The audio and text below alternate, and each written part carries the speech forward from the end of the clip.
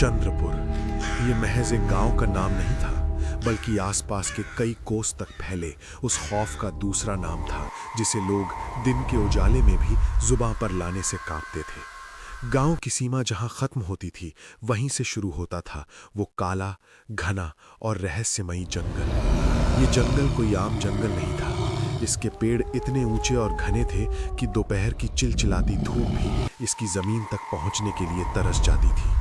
दिन में भी वहां एक अजीब सा धुंधलापन और हड्डियों को जमा देने वाली ठंड छाई रहती थी। लेकिन असली खौफ तो सूरज ढलने के बाद शुरू होता था। गांव के सबसे बुजुर्ग इंसान रघुनाथ काका अक्सर कहते थे, इस जंगल की मिट्टी में इंसानों का खून और रूहों की चीखें दफन हैं। कोई नहीं जानता था कि वे लोग कहां जाते थे। क्या उन्हें जंगली जानवर खा जाते थे, या कोई ऐसी काली शक्ति उन्हें निगल जाती थी जिसका जिक्र सिर्फ खौफनाक कहानियों में होता है।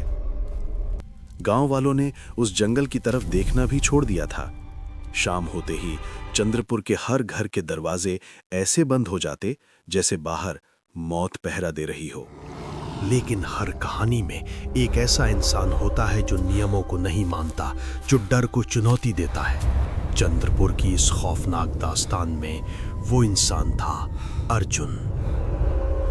अर्जुन गांव का सबसे निडर, सुलझा हुआ और बहादुर नौजवान था। शहर से कुछ साल की पढ़ाई करके लौटा अर्जुन इन भूत प्रेत और आत्माओं की बातों को सिर्फ अनपढ़ों का वहम मानता था।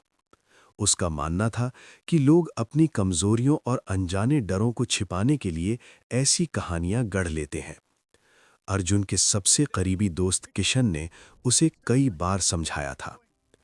एक शाम जब सूरज लाल रंग में डूब रहा था और जंगल की तरफ से एक ठंडी मनहूस हवा बह रही थी, तब किशन ने अर्जुन का रास्ता रोक लिया था। अर्जुन, तू शहर से पढ़कर आया है, इसका मतलब ये नहीं कि तू सब जानता है। किशन की आवाज में एक अजीब सी घबराहट थी।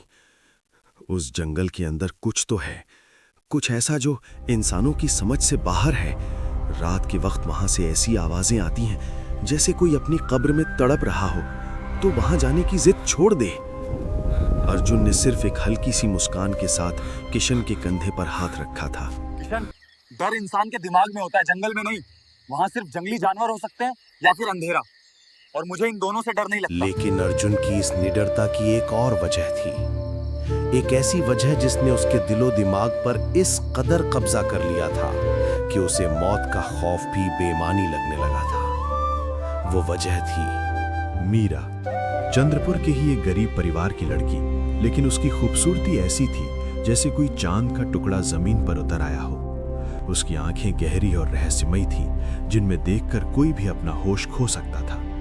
उसकी त्वचा पर एक अजीब सी पीलाहट थी, लेकिन अर्जुन के लिए वो पीलाहट भी किसी जादुई कशिश से कम नहीं थी। अर्जुन को मीरा से बेइंतहा मोहब्बत थी। ये कोई साधारण आकर्षण नहीं था, बल्कि एक ऐसा जुनून था जिसने अर्जुन की हर सोच को मीरा के इर्द गिर्द कैद कर दिया था। वो मीरा के लिए पूरी दुनिया से, यहाँ तक कि उस खौफनाक जंगल से भी लड़ने को तैयार था। मीरा हमेशा अर्जुन से जंगल के किनारे सूखी नदी के पास मिलती थी। वक्त बीतता गया और अर्जुन का प्यार मीरा के लिए एक पागलपन में बदल गया। लेकिन मीरा के बर्ताव में हमेशा एक अजीब सी खामोशी रहती थी। वो अर्जुन से प्यार तो करती थी, पर उसकी बातों में अक्सर मौत, अंधेरा और उस पार की दुनिया का जिक्र होता था। एक रात जब आसमान में चांद बादलों के पीछे छिपा हुआ था और चारों तरफ खौफनाक सन्नाटा पसरा था, दोनों नदी के किनारे बैठे थे। हवा में एक अजीब सी नमी थी और सड़े हुए पत्तों की महक फैली हुई थी। मीरा ने धीरे से अपना ठंडा हाथ अर्जुन के हाथ पर रखा। अर्जुन को एक पल के लिए सिहरन महसूस हुई। अर्जुन, लेकिन उसने उसे नजरअंदाज कर दिया। तुम कहते हो ना कि तुम मुझसे सबसे ज्यादा प्यार करते हो, कि तुम मेरे लिए कुछ भी कर सकते हो। हाँ मीरा, मेरी जान भी तुम्हारे लिए हाजिर है। तुम बस एक बार कहकर तो देखो। मीरा ने अपनी गहरी काली आंखें अर्जुन की आंखों में गड़ा दी। उन आंखों में उस वक्त कुछ ऐसा था जिसे अर्जुन समझ नहीं पाया। एक अजीब सा खालीपन, एक खौफनाक गहराई। लोग कहते हैं कि उस जंगल में कोई बुरी आत्मा रहती है। मुझे उन पे विश्वास नहीं है, लेकिन मुझे डर लगता है। अगर तुम मुझसे सच में प्यार करते हो, अगर तुम सच में मेरे लिए कुछ भी कर सकते हो, तो आज रात मुझे उस जंगल के बीचों बीच जो पुराना खंडहर मंदिर है वहां तक छोड़ाओ। मुझे वहां अपनी मन्नत पूरी करनी है। अर्जुन एक पल के लिए सुन्न रह गया। उस जंगल के बीचों बीच जाना, वो भी आधी रात को। भले ही वो भूत प्रेत को नहीं मानता था, लेकिन उस जंगल का खौफ उसके अवचेतन मन में कहीं ना कहीं जरूर था। लेकिन सामने मीरा थी, उसकी मोहब्बत, उसकी जान। अर्जुन अपने प्यार को साबित करने का ये मौका नहीं गंवाना चाहता था। उसने मीरा का ठंडा हाथ कसकर पकड़ लिया और अपना फैसला सुना दिया। रात के 12 बज चुके थे। गांव पूरी तरह से नींद के आगोश में था, या यूं कहें कि डर के मारे हर कोई अपनी सांसें रोके घरों में दुबका था। बाहर सिर्फ झींगुरों की डरावनी आवाजें और हवा के सनसनाने का शोर था।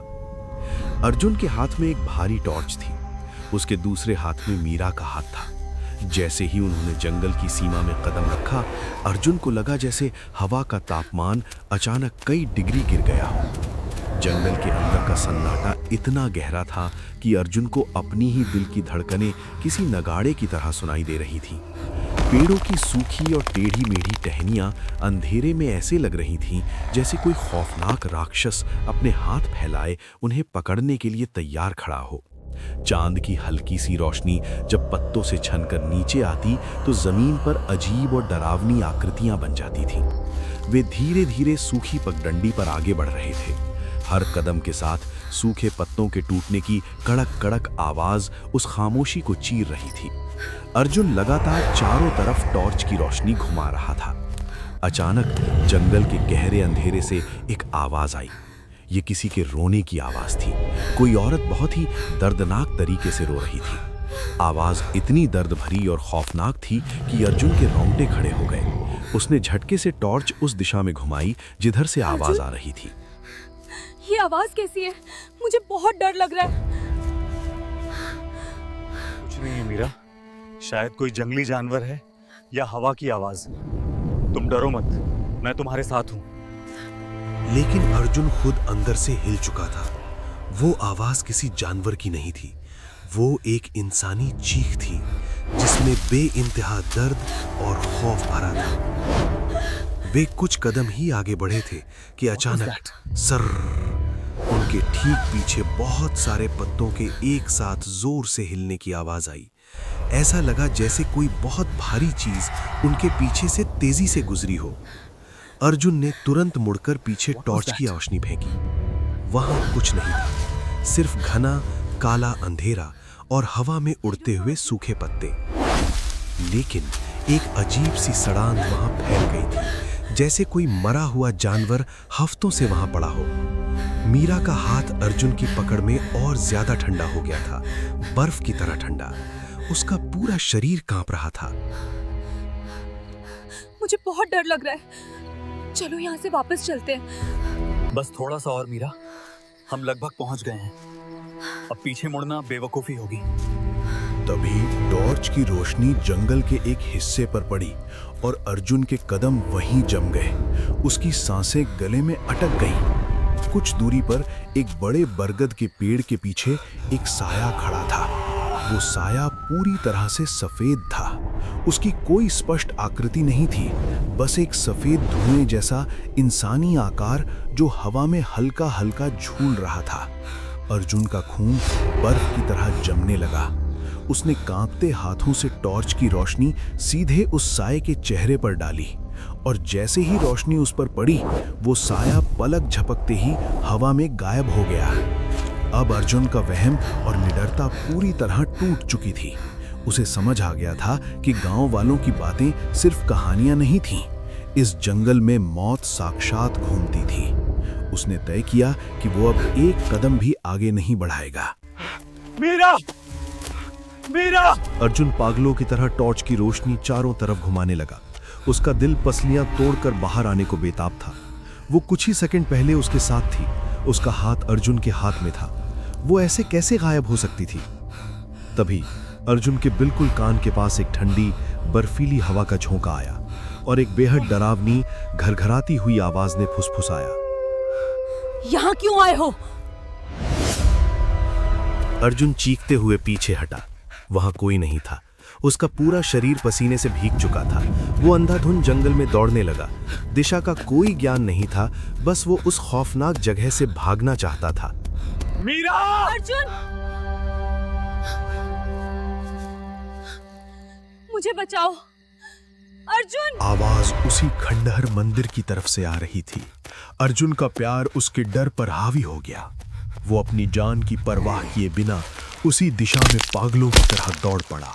कंटीली झाड़ियों ने उसके कपड़े फाड़ दिए। उसके चेहरे और हाथों पर गहरे घाव हो गए, लेकिन उसे कोई दर्द महसूस नहीं हो रहा था। उसे बस अपनी मीरा को बचाना था। हाफते और खून से लथपथ अर्जुन उस पुराने खंडहर हो चुके मंदिर के प्रांगण में पहुंचा। वहां एक अजीब सी नीली रोशनी फैली हुई थी, जो आसमान से नहीं बल्कि जमीन के अंदर से आ रही लग रही थी। चारों तरफ इंसानों की पुरानी हड्डियां और खोपड़ियां बिखरी पड़ी थी। मंदिर के बीचों बीच एक आकृति पीठ किए खड़ी थी। वो मीरा के कपड़े पहने हुए थी। मीरा, तुम ठीक हो? चलो यहां से, जल्दी चलो। अर्जुन ने जैसे ही उस आकृति के कंधे पर हाथ रखा और उसे अपनी तरफ घुमाया, अर्जुन के हाथ से टॉर्च छूटकर जमीन पर गिर गई। उसके गले से एक भयानक चीख निकलना चाहती थी, लेकिन उसकी आवाज उसकी हलक में ही घुटकर रह गई। उसकी आंखें भटी की भटी रह गई और उसका पूरा शरीर लकवाग्रस्त सा हो गया। सामने जो खड़ा था वो मीरा नहीं थी। वो एक भयानक रूह कंपा देने वाली आत्मा थी। उसका चेहरा बुरी तरह से गला हुआ था, जिससे हड्डियां बाहर झांक रही थीं। उसकी आंखों की जगह सिर्फ 2 गहरे काले गड्ढे थे, जिनसे गाढ़ा काला खून बह रहा था। उसके बाल जमीन तक लटक रहे थे और सूखे हुए थे। उसकी त्वचा से वही सड़े हुए मांस की बदबू आ रही थी जो अर्जुन ने रास्ते में महसूस की थी। लेकिन सबसे खौफनाक बात यह थी कि उस चुड़ैल ने मीरा का रूप धरा हुआ था। धीरे धीरे उस भयानक चेहरे की आकृति बदलने लगी और वो कुछ पलों के लिए ठीक मीरा के चेहरे में बदल गई। वही मीरा जिससे अर्जुन प्यार करता था, लेकिन अब उसकी आंखें पूरी तरह से लाल और शैतानी थीं। चुड़ैल का मुंह एक असंभव हद तक खुला, जिसमें से तीखे सड़े हुए दांत बाहर आ गए। उसने एक ऐसी भयानक हंसी हंसी जिससे पूरे जंगल के पेड़ कांपने लगे। वो अर्जुन की तरफ रेंगती हुई बढ़ी और एक ऐसी आवाज में बोली जो कई लोगों की आवाजों का मिश्रण लग रही थी। तूने अपनी जान से ज्यादा जिससे प्यार किया, वो कभी जिंदा थी ही नहीं। मीरा तो 50 साल पहले ही इस जंगल में मर चुकी थी। मैं तो सिर्फ तेरा शिकार करने के लिए उसका रूप धर कर आई थी, और अब तू भी हमेशा के लिए यहीं रहेगा, मेरी भूख बनकर। अर्जुन के दिमाग की नसें फटने वाली हो गईं। उसका पूरा सच, उसका प्यार, उसकी दुनिया, सब एक खौफनाक धोखा था। वो पीछे हटने लगा, लेकिन उसके पैर जमीन से चिपक गए थे। चुड़ैल ने अपने लंबे, नुकीले और सड़े हुए नाखून वाले हाथ अर्जुन की तरफ बढ़ाए। अचानक अर्जुन को लगा जैसे किसी ने बहुत जोर से पीछे से उसका कंधा पकड़ लिया हो। इससे पहले कि वो मुड़ पाता, चुड़ैल के नुकीले दांत अर्जुन की गर्दन में धंस गए। उस रात चंद्रपुर के जंगल से एक ऐसी डरावनी, दर्दनाक और लंबी चीख गूंजी जिसने पूरे गांव को नींद से जगा दिया। वो चीख इतनी भयानक थी कि गांव के कुत्ते भी डर के मारे रोने लगे, लेकिन किसी की हिम्मत नहीं हुई कि अपने दरवाजे से बाहर कदम रख सके। अगली सुबह जब सूरज की किरणें थोड़ी मजबूत हुईं, तो गांव के मुखिया रघुनाथ काका, किशन और कुछ हिम्मत वाले लोग लाठियां लेकर जंगल के किनारे पहुंचे। उन्हें जंगल के रास्ते पर सिर्फ अर्जुन की टूटी हुई टॉर्च मिली, जिस पर जमे हुए खून के कुछ छींटे थे। आसपास की जमीन पर खरोचे के निशान थे, जैसे किसी को जबरदस्ती घसीटकर जंगल के अंधेरे में ले जाया गया हो। लेकिन अर्जुन कभी वापस नहीं आया। उसका शरीर, उसकी हड्डियां, कुछ भी नहीं मिला। वो भी उस काले जंगल की खौफनाक दास्तान का एक हिस्सा बन गया। आज भी जब चंद्रपुर में अमावस की रात होती है तो गांव वाले अपने कान बंद कर लेते हैं, क्योंकि आज भी लोग कहते हैं कि रात के घने सन्नाटे में उस जंगल से दो आवाजें आती हैं। एक लड़के की जो अपनी प्रेमिका को ढूंढते हुए पागलों की तरह चीखता है, मीरा मीरा, और एक लड़की की जो मदद के लिए पुकारती है, अर्जुन मुझे बचाओ। लेकिन गांव का कोई भी शख्स अब उस तरफ मुड़कर भी नहीं देखता, क्योंकि वो जानते हैं कि जो भी उस दर्दनाक प्रेम पुकार को सुनकर जंगल में कदम रखेगा वो कभी लौटकर नहीं आएगा, कभी नहीं।